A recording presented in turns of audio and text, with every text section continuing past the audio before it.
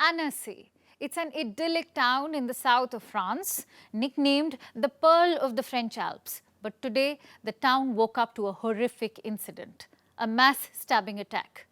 6 victims, including 4 children. The victims are as young as 3 years old.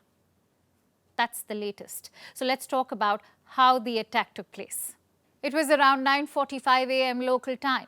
Children were playing at a playground, one located near the town's famous lake. This is when a man armed with a knife entered this playground. Disclaimer alert, the details get gory from here.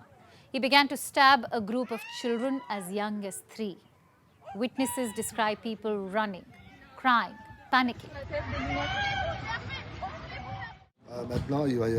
Now it will take time until parents again take their children to playgrounds, since I think the trauma will stay forever in the town of Annecy.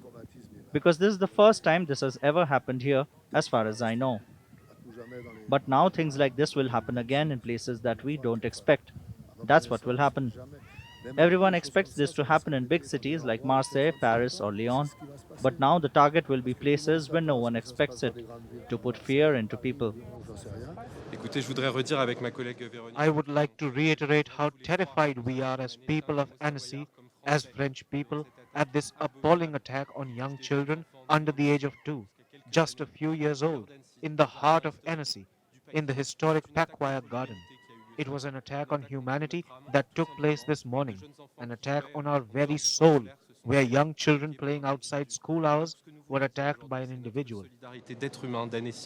He then ran from that scene, attacking another man who was walking nearby. It was at this point that the police intervened. They quickly overpowered him.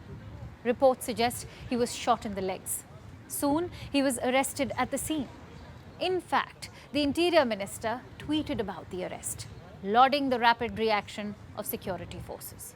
Police have confirmed that the man is a 31-year-old Syrian who had refugee status in Sweden. The mayor of Annecy called it an appalling attack. French President Emmanuel Macron has denounced the stabbing on Twitter, calling it an act of absolute cowardice. The National Parliament too observed a minute's silence for the victims. For the town of Annecy, it was a moment of shock, a moment of horror. This is a town people go to a vacation. Many of them can't even imagine such an incident.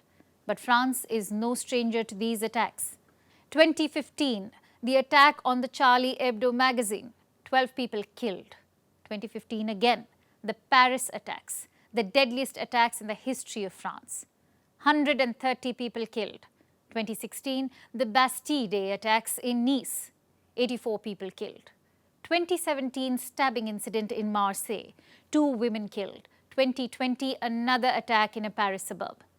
The beheading of a teacher in broad daylight. 2022, a shooting incident in Paris, 3 killed, 3 others injured. And lastly, in January of 2023, another stabbing incident, that too at a Paris station. I know the list sounds long, almost never ending, but this is one of France's biggest problems right now. Islamist attacks and threats they can't counter. Homegrown terrorism is a huge worry for France, one that's fueling anti-migration sentiments in the country. Many of these attackers belong to migrant communities or those seeking asylum in the country.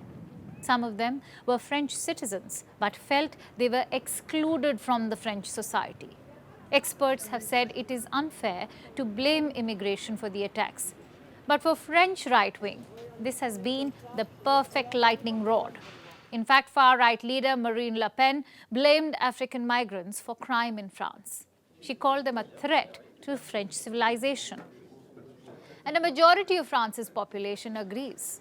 Data suggests immigrants account for a little over 10% of the population, around 7 million people. But the debate around them is far outsized. In fact, the government recently brought in a controversial bill, one that tries to deal with anti-immigration.